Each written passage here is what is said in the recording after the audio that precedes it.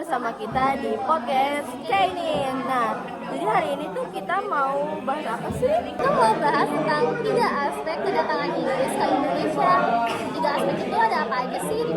Nah, 3 aspek itu ada aspek politik, ekonomi, dan sosial. Nah, aspek politiknya tuh kayak gimana sih, Win? Yang pertama adalah aspek politik. Nah, jadi Inggris datang ke Indonesia itu erat kaitannya dengan persaingan kolonial antar bangsa Eropa, terutama pada Belanda. Nah, pada abad ke-17 itu Inggris membentuk apa sih, Vin? Pada abad ke-17, Inggris itu membentuk East India Company atau EIC. Nah, EIC ini dia tuh berusaha membuat jalur perdagangan rempah-rempah dari Belanda dan Portugis. Nah, namun dominasi VOC itu membuat Inggris itu sulit berkembang. Nah, mereka ini tuh membagi wilayah Jawa menjadi 16 keresidenan untuk memudahkan pengawasan dan pengorganisasian pemerintahannya. Nah, yang tadi itu tuh aspek politik. Nah, setelah aspek politik itu ada aspek apa aja sih? Ada aspek ekonomi. Nah, jadi Inggris itu datang ke Indonesia itu untuk melakukan perdagangan rempah-rempah. Terus pada masa Raffles, Inggris itu ngapain sih?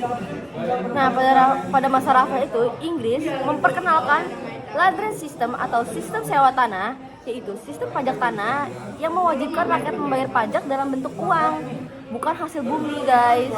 Jadi itu dia kayak mewajibkan bayaran tuh pakai uang, tidak hasil bumi ataupun lainnya. Selanjutnya ada aspek sosial. Jadi pada aspek sosial ini pada masa Sir Thomas Stamford Raffles di Jawa pada tahun 1814 sampai dengan 1816, yaitu memperkenalkan 3 gagasan modern. Ada apa aja sih? Nah, yang pertama itu ada penghapusan kerja rodi atau kerja paksa dalam berbagai bidang. Nah, yang aku sebut itu ada 2. Yang pertama itu ada kerja rodi dalam pembangunan infrastruktur seperti jalanan dan jembatan. Yang kedua itu ada kerja rodi dalam bidang pertanian seperti pengerjaan sawah dan ladang. Nah, yang kedua itu ada apa sih? Jadi, yang keduanya itu adalah terhadap pendidikan dan ilmu pengetahuan. Jadi ini termasuk ke dalam penelitian tentang flora, fauna, dan juga sejarah dari Jawa. Misalnya kayak penemuan kembali Candi Borobudurnya gitu.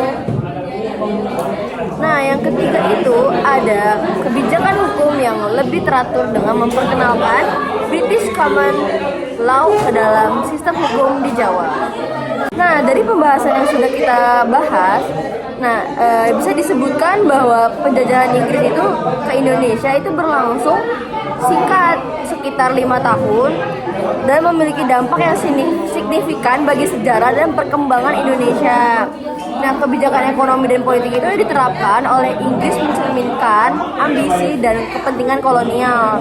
Sementara perlawanan lokal menunjukkan ketahanan dan semangat perjuangan rakyat Indonesia. Jadi itu podcast dan pembahasan yang sudah kita bawa hari ini.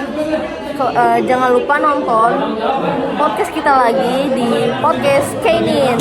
Sekian, terima kasih. Dadah semuanya.